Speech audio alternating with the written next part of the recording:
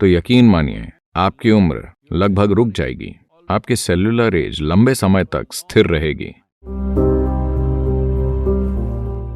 आज जैसे जैसे समाज ज्यादा से ज्यादा संपन्न हो रहे हैं, वो उतना ही बुरा खाना खा रहे हैं। भारत में गांव के लोग जिसे छूते भी नहीं हैं, बड़े शहरों में लोग वैसा खाना खा रहे हैं। वैसा भोजन यानी आज पश्चिमी समाज जो चीजें खा रहे हैं वो कम से कम 30 से 60 दिन पुरानी होती हैं। योग में भोजन को सात्विक, राजसिक या तामसिक मानते हैं। तमस यानी जड़ता। अगर आप तामसिक भोजन खाएंगे तो आप में जड़ता आ जाएगी। जड़ता का मतलब बस आलसी होना नहीं है। जड़ता यानी कुछ चीजें धीमी हो जाएंगी, यानी सिस्टम में पुनर्निर्माण जल्दी नहीं होगा। आज आप जानते हैं कि दिमाग से अच्छा काम लेने के लिए सबसे जरूरी यह है कि दिमाग में नए सेल्स या कोशिकाएं जीवन भर जल्दी बनती रहें। अगर आप तामसिक भोजन खाते हैं जो आपके शरीर या आपकी ऊर्जा में जड़ता पैदा करता है, तो आप धीरे धीरे चीजों का अच्छे से अनुभव नहीं कर पाएंगे। सभी ये समझते हैं, तभी वो कोका कोला के प्याले या कॉफी या शराब या कुछ और पीते हैं, क्योंकि वो जानते हैं कि इसे संतुलित करना जरूरी है। तो ये संतुलन लाने का बचकाना तरीका है, यानी पहले गलत चीजें खाकर फिर उसे सही चीजों से ठीक करना। दुनिया में सबसे ज्यादा एंटासिड दवाइयां, दुनिया के लगभग 60% एंटासिड अमेरिका में बेचे जाते हैं, जहां दुनिया के सबसे अमीर लोग हैं। यानी वहां कई विकल्प हैं, वो बेहतरीन खाना खा सकते हैं, पर नहीं, वो सबसे खराब खा रहे हैं, क्योंकि कमर्शियल बिजनेस आपका भोजन तय कर रहे हैं। आप सचेत होकर कुछ नहीं खा रहे हैं। मान लीजिए लोग ताजा खाना खाने लगे। योग संस्कृति में अगर आप कुछ पकाते हैं तो उसे ज्यादा से ज्यादा 1.5 घंटे में खा लिया जाता है। 90 मिनट से पहले उसे खा लेना चाहिए। उसके बाद भोजन को नहीं छुआ जाता, क्योंकि उसमें तमस आने लगता है, यानी जड़ता होगी। आप प्रयोग करना चाहें तो कर सकते हैं। 1 सप्ताह तक ताजी चीजें खाएं और फिर कोई प्रोसेस्ड चीज खाएं जो 1-2 महीने तक रखी गई हो।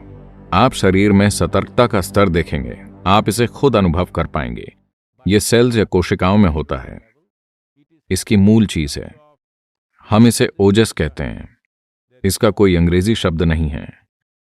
अगर आप काफी ओजस पैदा करें, जो कि ऊर्जा का एक गैर भौतिक आयाम है, अगर आपके शरीर की हर कोशिका या सेल में ओजस हो, तो यकीन मानिए आपकी उम्र लगभग रुक जाएगी, आपकी सेल्यूलर एज लंबे समय तक स्थिर रहेगी।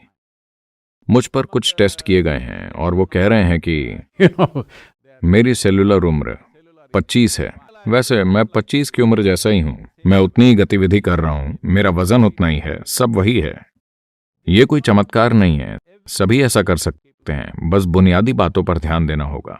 भोजन से एक और चीज जुड़ी है जिसे विरुद्ध आहार कहते हैं। यानी अगर आप एक चीज खाकर कुछ ऐसा खाते हैं जो उसके खिलाफ काम करता है, तो शरीर में जंग छिड़ जाएगी। पाचन प्रक्रिया काफी हद तक एसिड या एल्कलाइन जैसी चीजों से होती है। मान लीजिए आप फैट वाला मांस खाते हैं, तो मांस अकेला उतना नुकसान नहीं पहुंचाएगा, पर उसे चावल और घी यानी बिरयानी के साथ खाने में ज्यादा नुकसान होगा, क्योंकि ये दोनों चीजें एक दूसरे के खिलाफ हैं। इसी वजह से कोई भी मांसाहारी चीज और दूध या दूध से जुड़ा भोजन एक साथ नहीं खाते, क्योंकि उन्हें मिलाने से वो एक दूसरे के खिलाफ हो जाएंगे और आपके अंदर एक जंग पैदा कर देंगे। योग विज्ञान के हिसाब से भोजन पेट की थैली में 2.5 घंटे से ज्यादा नहीं रहना चाहिए।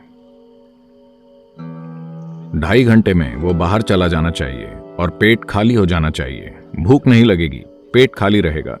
ये अच्छा है। हम पेट को हमेशा खाली रखना चाहते हैं, क्योंकि तब हर चीज बेहतर काम करती है। और पेट की सेहत को आज बिल्कुल नजरअंदाज कर दिया गया है। अगर आप पेट को साफ नहीं रखते, तो मन को संतुलित रखना बहुत मुश्किल है। तो योग केंद्र में दिन की शुरुआत नीम और हल्दी की एक छोटी गोली खाकर होती है। आपके सिस्टम पर इसका जो प्रभाव पड़ता है उसके कई पहलू हैं, पर सबसे पहले नीम का पेड़, जो आमतौर पर पूरे भारत में पाया जाता है, आज शायद दुनिया भर में 10 से 12 अलग अलग जगहों में उगाया जा रहा है। ये मूल रूप से भारतीय उपमहाद्वीप का पेड़ है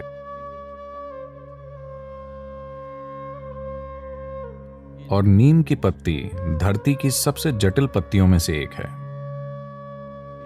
माना जाता है कि इसके भीतर 150 से अधिक जटिल रासायनिक पैटर्न हैं।